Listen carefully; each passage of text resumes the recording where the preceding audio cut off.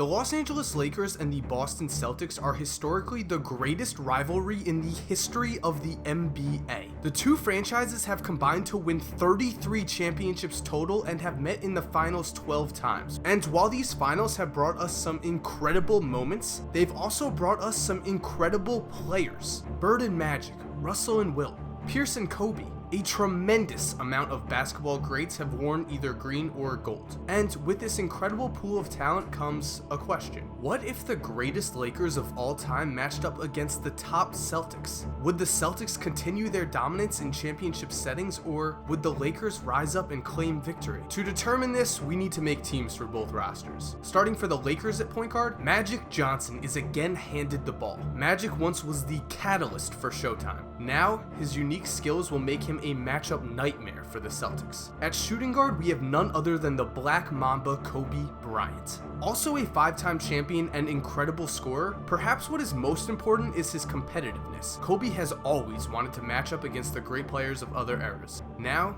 he'll have his chance. At small forward, 11-time All-Star Elgin Baylor now finds himself filling the lane for Magic-led fast breaks. Baylor's revolutionary playstyle helped inspire future generations of athletic wings, and now he has a chance to compete against the players he once inspired. Up front for LA, Shaq finds himself in the power forward spot, an unusual position for the 7-footer. He himself swears he could make it work though, as the center beside him would be none other than Kareem Abdul-Jabbar. Kareem, a 6-time MVP and champion, now combines with Shaq to form possibly the most intimidating big man duo of all time. The court spacing might be a little off here, but their rebounding and inside presence would be unreal. Off the bench for the Lakers, we have Mr. Logo himself in Jerry West, along with Byron Scott for his 3-point shooting. At the forward slots, Big Game James and Pau Gasol provide interesting options for LA on offense. Worthy will be a very valuable addition with his ability to finish in transition, and Gasol's passing and his ability to shoot out of the high post on offense gives LA some nice different looks. At center, Wilt Chamberlain prepares to fill in for Shaq and Kareem. He also spends his time on the bench muttering about how in his prime he would have started, because remember, he did not join the Lakers until he was 32. And finally, the coach for Los Angeles is none other than Phil Jackson, a man whose zen approach to the game will allow him to get the most out of this star-studded roster.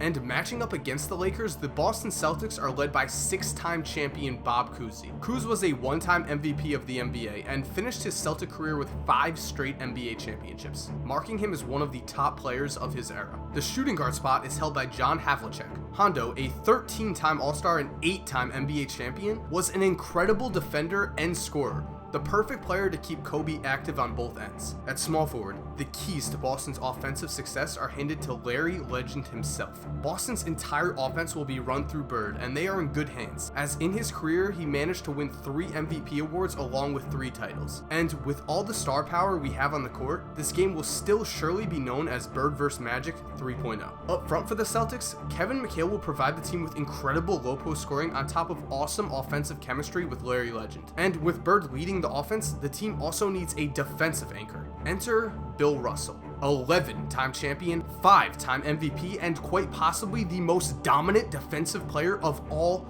time. Now, Boston's franchise has had several Hall of Fame players in its storied history. In order to create the best bench chemistry possible though, the Celtics would look to replicate their latest championship season. And so, Rondo controls the second team offense and is paired with Ray Allen in the backcourt, giving the Celtics one of the game's best ever 3-point shooters if they need scoring. At the forwards, 2 future Hall of Famers take the court in Paul Pierce and Kevin Garnett. Throughout his career, Pierce proved to be one of the greatest scorers in Celtic history, while Garnett won Defensive Player of the Year in Boston's latest championship season. At center, Dave Cowens joins the 2008 squad as a massive improvement over Kendrick Perkins. Though undersized, Cowens averaged a ridiculous 16 rebounds per game in his MVP season and plays with an intensity that few can match. And at coach for the Celtics, Red Auerbach leads the team with his 9 championship rings and his famous victory cigar in his pocket. The question is, will he get a chance to smoke it? And so, with the team set, the only thing left to do is play the game. The game begins with the Celtics winning the tip and proceeding to quickly score after a nice post-up move by Kevin Mchale. Moments later, after a pull-up jumper by Bird, the Celtics take a quick 8-2 lead. The Lakers quickly pull even though,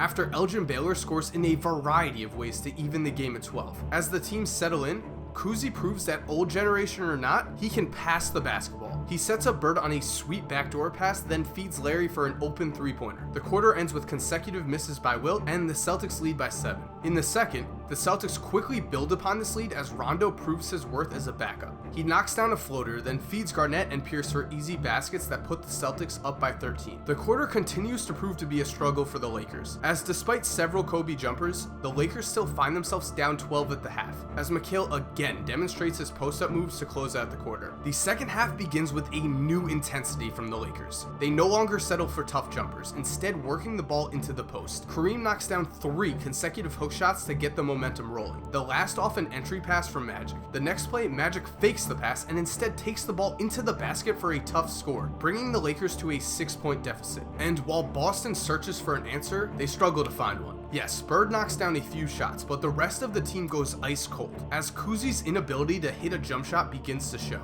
On top of this, Boston's big men cannot finish around the rim, and the Lakers find themselves up 4 after a massive Shaq dunk to end the quarter. And at the start of the fourth, the Celtics knew they needed to change something, and fast. Up until this point, John Havlicek had been quiet, but now, it was his time to prove his worth. He quickly scored on 2 tough finishes on nice drives to the basket, and his off-balance jumper gave the Celtics the lead with 8 minutes remaining. The Lakers' big men continued to be a problem, however, as Shaq and Kareem combined for the next 7 Laker baskets, giving Los Angeles a 4-point lead with 6 minutes remaining. And down the stretch, things got intense. Pierce and Bird both got hot at the same time, both knocking down huge threes and scoring on drives to the basket. At the same time, Kobe gets aggressive and begins to take the ball strong to the basket, scoring on an end one and then throwing down a monster dunk. And with the Lakers up by 4, the Celtics run a play for Bird with 30 seconds remaining. However, the Lakers manage to deny him and force Kuzi into a tough 3-point shot.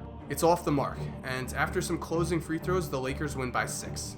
As you can see in the box score, Bird gave a heroic effort for the Celtics, but the incredible inside play of the Lakers was just too much, as Shaq and Kareem helped dominate the boards and pick up the win. And so thank you guys for watching. Hope you enjoyed. I always think it's so cool to see matchups like that. And I know you're probably wondering how I simmed. I did it on this site called whatifsports.com. I actually simmed the game 100 times, and the Celtics and Lakers both won 50 times each. So this was incredibly close. I ended up simming a few more times and the Lakers ended up pulling out on top, but 50-50 after 100 games is insane. And to my current subscribers, thank you guys so much for continuing to support me. I really do appreciate it so much. You guys are just the best. And if you haven't already subscribed and if you're still here, highly suggest you do. I do cool scenarios like this. I do basketball history videos. There's a lot going on. Check out the channel. Hope you join us. And one last thing, if you guys want to follow me on Twitter, I do ask questions about what matchups you guys want to see in the future and what players I should put on the teams. I did it for this game. So if you want to follow me at Mikekorzemba, we can also talk some basketball.